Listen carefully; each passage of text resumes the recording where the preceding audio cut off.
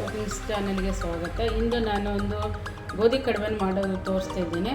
ಒಂದು 2 ಬೌಲ್ ಗೋಧಿ ಹಿಟ್ಟು, ಅದಕ್ಕೆ ಸ್ವಲ್ಪ ಮೃದುವಾಗಿ ಬರಲಿ ಅಂತೇಳಿ ಸ್ವಲ್ಪ ಅನ್ನನೂ ಹಾಕ್ಕೊಂಡು ರುಬ್ಕೊಂಡು ಕಾಲಿಸ್ತೀನಿ. ನಂತರ ಕಡುಬು ಮಾಡೋದನ್ನು ತೋರಿಸ್ತೀನಿ. ಇದು ನಾನು ಕಾಲಿಸೋದನ್ನು ತೋರಿಸ್ತೀನಿ. ಒಂದು ಬೌಲು ಉಳಿದಿರೋ ಅನ್ನ ಇರುತ್ತಲ್ಲ, ಅದನ್ನ ಹಾಕೊಂಡ್ರೆ ಸ್ಮೂತಾಗಿ ಚೆನ್ನಾಗಿ ಬರುತ್ತೆ ಕಡುಬು. ಇದು ಗೋಧಿ ಹಿಟ್ಟು ಮಿಲ್ ಮಾಡಿಸ್ಕೊಂಬರ್ಬೇಕಾಯ್ತು. ಬೌಲಲ್ಲಿ ಮೆಂತೆ ಮಿಕ್ಸ್ ಮಾಡಿ ಮಿಲ್ ಮಾಡಿಸ್ಕೊಂಬಂದಿರಿ, ಅದು ತುಂಬ ಚೆನ್ನಾಗಿ ಬರುತ್ತೆ. ಈ ಗೋಧಿ ಹಿಟ್ಟು ಕಲಸೋಕ್ಕೆ ರುಚಿಗೆ ತಕ್ಕಷ್ಟು ಉಪ್ಪು ಹಾಕೊಳ್ಳಿ. ಈ ಗೋಧಿ ಕಡುಬು ಸ್ವಲ್ಪ ಮೃದುವಾಗಿ ಬರಲಿ ಅಂತೇಳಿ ಒಂದು ಬೌಲ್ ರೈಸ್ ಹಾಕ್ಕೊತೀನಿ. ಇದನ್ನು ಮಿಕ್ಸಿ ಮಾಡ್ಕೊಂಬಂದು ಕಲಸೋದನ್ನು ತೋರಿಸ್ಕೊಡ್ತೀನಿ. ಈ ಗೋಧಿ ಹಿಟ್ಟಿಗೆ ಒಂದು ಬೌಲ್ ರೈಸ್ ಮಿಕ್ಸಿ ಮಾಡ್ಕೊಂಡಿದ್ದೀನಲ್ಲ, ಇದು ಹಾಕ್ಕೊಂಡು ಕಲಸಿ ಒಂದು 10 ನಿಮಿಷ ಬಿಡಿ. ನಂತರ ಈ ಕಡುಬು ಮಾಡೋದನ್ನು ತೋರಿಸ್ತೇನೆ.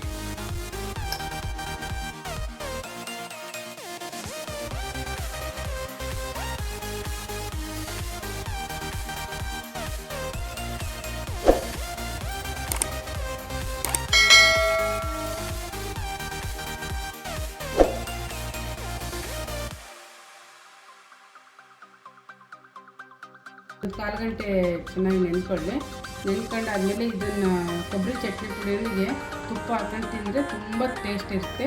ಒಂದು ಆರೋಗ್ಯಕರವಾದ ತಿಂಡಿ ಮತ್ತು ಮಕ್ಕಳಿಗೂ ವಿಟಮಿನ್ ಇರುತ್ತೆ. ಗೋಧಿಯಲ್ಲಿ ಫೈಬರ್ ಅಂಶ ಇದೆ, ಮಕ್ಕಳಿಗೆ ತುಂಬ ಒಳ್ಳೆಯ ಫುಡ್ ಇದು. ಈ ಒಂದು ಬಟ್ಲೆ ಕಡುಬಂತ ಮಾಡ್ತೇನೆ. ಇದನ್ನು ಕೊಬ್ಬರಿ ಚಟ್ನಿ ಪುಡಿ ಮತ್ತು ಕೆಂಪು ಚಟ್ನಿಯೊಂದಿಗೆ ತಿಂದು ತುಂಬಾ ಚೆನ್ನಾಗಿರುತ್ತೆ ಬೆಳಗಿನ ತಿಂಡಿಗೆ.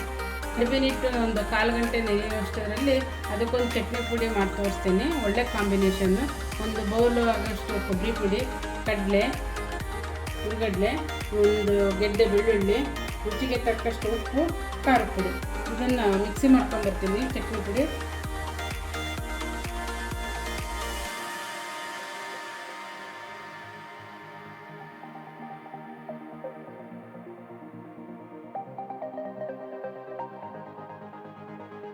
ಕೊಬ್ಬರಿ ಚಟ್ನಿ ಪುಡಿನ ಮಿಕ್ಸಿ ಮಾಡ್ಕೊಬರೋಣ.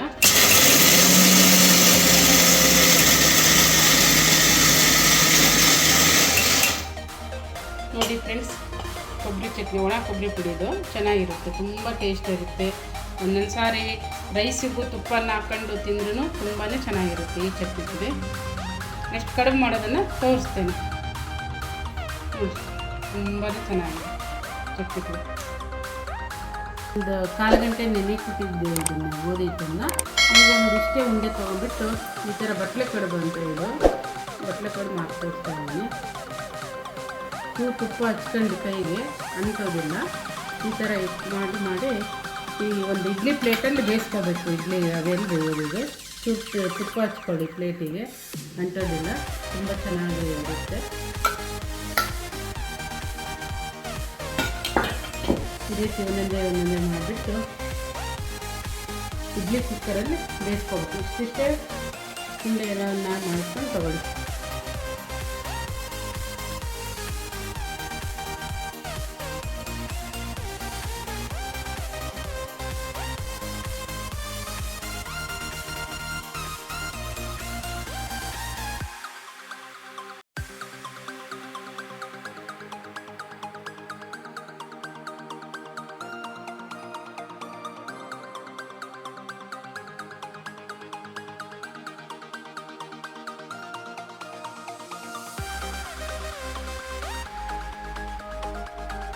ಇವಾಗ ಒಂದು ಇಡ್ಲಿ ಕುಕ್ಕರ್ ಇಟ್ಟರೆ ಅದಕ್ಕೆ ಸ್ವಲ್ಪ ಇಷ್ಟು ನೀರು ಹಾಕ್ತಿದ್ದೀನಿ. ಒಂದು 2 ಲೋಟದಷ್ಟು ನೋಡ್ಕೊಂಡ್ಬಿಟ್ಟು ಹಾಕ್ತೀವಿ. ಒಂದೊಂದಾಗಿ ಪ್ಲೇಟ್ಗಳನ್ನು ಈ ಥರ ಅವೆಲ್ಲಿ ಬೇಯಿಸ್ಬೇಕಿದ್ದೀನಿ. ಬೇಯಿಸಿದ್ರೆ ಒಂದು 10 ನಿಮಿಷ ಬೇಯಿಸ್ತೀವಿ.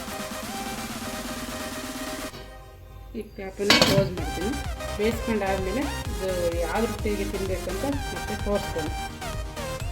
ಇವಾಗ ಈ ಕಡುಬನ್ನು ಬೇಯಿಸ್ಲಿಕ್ಕಿಟ್ಟಿದ್ನಲ್ಲ, ಬೆಂದಿದೆ ಅಂತ ನೋಡೋಣ. 10 ನಿಮಿಷ ಆದರೆ ತುಂಬ ಚೆನ್ನಾಗಿ ಬೆಂದಿದೆ. ಆಫ್ ಮಾಡಬೇಕು. ನಂತರ ಈ ಕಡುಬನ್ನು ತುಪ್ಪ ಹಾಕ್ಕೊಂಡ್ಬಿಟ್ಟು ಚಟ್ನಿ ಪುಡಿ ಮತ್ತು ಕೆಂಪು ಚಟ್ನಿ ಇಷ್ಟನ್ನು ಹಾಕ್ಕೊಂಡು ತಿಂದರೆ ತುಂಬಾ ಚೆನ್ನಾಗಿರುತ್ತೆ. ಈ ವಿಡಿಯೋ ಇಷ್ಟವಾದಲ್ಲಿ ಲೈಕ್ ಮಾಡಿ, ಶೇರ್ ಮಾಡಿ. ಧನ್ಯವಾದಗಳು. ನೆಕ್ಸ್ಟ್ ಮತ್ತೆ ಬೇರೆ ವಿಡಿಯೋದೊಂದಿಗೆ ಸಿಗೋಣ. ಧನ್ಯವಾದಗಳು.